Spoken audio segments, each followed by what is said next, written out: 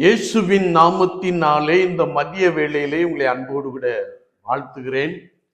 உயவனே, இந்த நிகழ்வின் அடிப்படையிலே ஜெபத்தின் மேன்மையை குறித்து நாம் தியானித்துக் கொண்டே இருக்கிறோம்.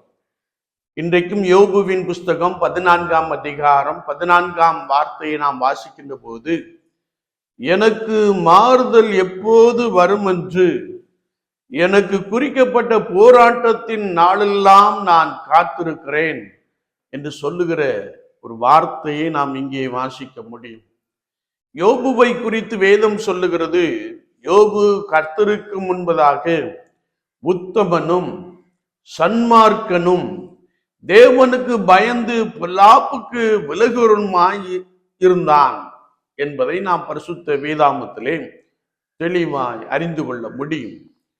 யோபுவை குறித்து ஆண்டவர் சாட்சி கொடுத்த போது, நீ யோபுவின் மீது கண் வைத்தாயோ, யோபுவை போல பூமியிலே ஒருவன் உண்டோ என்று ஆண்டவர் சாட்சி கொடுத்தார்.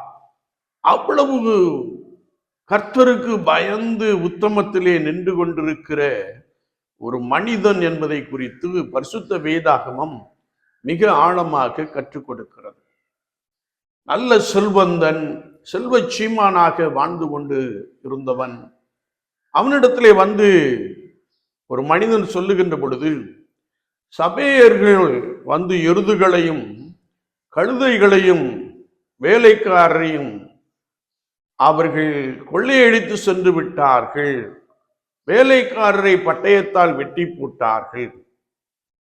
இன்னொருவன் வந்து சொன்னபோது, வானத்திலிருந்து அக்கினி விழுந்து ஆடுகளையும் வேலையாட்களையும் சுட்டரித்து போட்டது, கல்தேயர் வந்து ஒட்டகங்களை துரத்தி சென்று விட்டார்கள், வனாந்தர வழியாய் வந்த பெரும் காற்று உம்முடைய பிள்ளைகள் எல்லாம் உடைய மூத்த சகோதரன் வீட்டிலே விருந்து உண்டு கொண்டிருந்த பொழுது அந்த காற்ற வீட்டின் பதிலபடினாலே எல்லாரும் மடிந்து போனார்கள், நான் ஒருவன் மாத்திரம் மீந்திருக்கிறேன் என்று சொல்லுகிற ஒரு வார்த்தையை நாம் வாசிக்க முடியும்.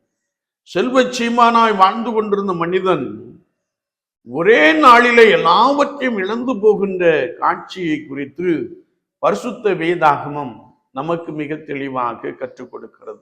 அது மாத்திரமல்ல, யோபுவின் உச்சம் தலை தொடங்கி உள்ளங்கால் வரைக்கும் கொடிய பருக்களினாலே அவனுடைய சரீரம் பாதிக்கப்பட்டது. ஒருவேளை அவனுடைய நண்பர்கள் தூரத்தில் வருகின்ற பொழுது யோபு உருத்தெரியாமல் இருந்தான். வியாதியின் கொடுமையினாலே ஓட்டை எடுத்து தன்னுடைய சரீரத்தை சுரண்டி கொண்டிருந்தான் என்பதை நாம் பரிசுத்த வேதாகமத்தில் இன்னும் ஆழமாய் வாசிக்க முடியும். ஒருவேளை துயரப்படுகின்ற பொழுது, துன்பப்படுகின்ற பொழுது, துக்கத்தோடு கூட காணப்படுகின்ற பொழுது ஆதரவாய் இருக்க வேண்டிய மனைவியானவள், நீர் இன்னும் உம்முடைய உத்தமத்தில் நிலைத்திருக்கிறீரோ, தேவனை தூஷித்து ஜீவனை விடும் என்று நிந்திக்கிற ஒரு வார்த்தையை நாம் நன்றாய் அறிந்து கொள்ள முடியும். ஆனால் இவைகள் எல்லாவற்றிலும் யோபு பொறுமையோடே காத்திருந்தார். யோபு பொறுமையோடு காத்திருந்து, அவர் என்னை கொன்று போட்டாலும் நான் ஆண்டவர் மேலே நம்பிக்கையாயிருப்பேன், என் மீட்பர் உயிரோடு இருக்கிறார் என்ற விசுவாச வார்த்தைகளை சொன்னார். அது மாத்திரமல்ல, தேவரீர் எனக்குண்டான நெருக்கங்கள், எனக்குண்டான பாடுகள், என்னுடைய சரீர வேதனைகள் என்னால் தாங்கிக் கொள்ள முடியவில்லை, எனவே தேவரீர் என் காரியத்தை மேற்கொண்டு கொண்டு எனக்காக புனைபடுவீராக, வேற யார் எனக்கு கை கொடுக்கத்தக்கவர் என்று சொல்லி கர்த்தருடைய சமூகத்திலே அவன் காத்திருந்தான். வேதம் சொல்லுகிறது, எனக்கு குறிக்கப்பட்ட நாட்கள் எல்லாம், போராட்டத்தின் நாட்கள் எல்லாம் நான் கர்த்தருக்கு முன்பதாக காத்திருந்தேன் என்று சொன்னான்.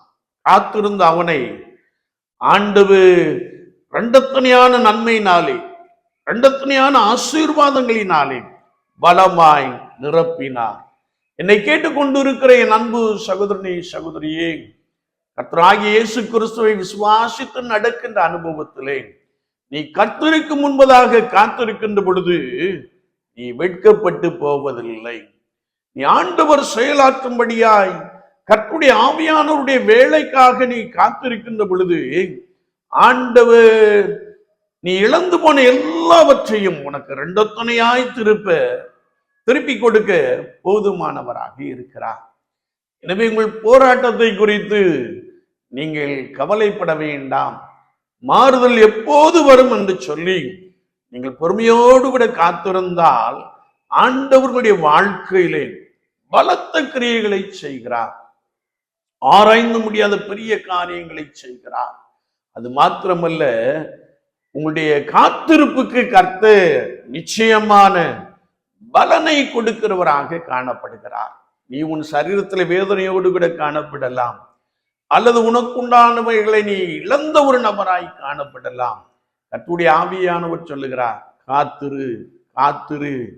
நீ காத்திருக்கின்ற பொழுது ஆண்டவருடைய வாழ்க்கையிலே பலத்த நன்மைகளை, பலத்த ஆசீர்வாதங்களை கொடுக்க போதுமானவராக இருக்கிறார். அவரே நம்பி காத்திருக்கின்ற பொழுது ஆராய்ந்து முடியாத பெரிய காரியங்களையும் எண்ணி முடியாத அதிசயங்களையும் உன் இருதயம் அதிசயப்பட்டு பூரிக்கின்ற சம்பவங்களையும் உனக்காக உனக்குள்ளே நடத்தவர் போதுமானவராக இருக்கிறார்.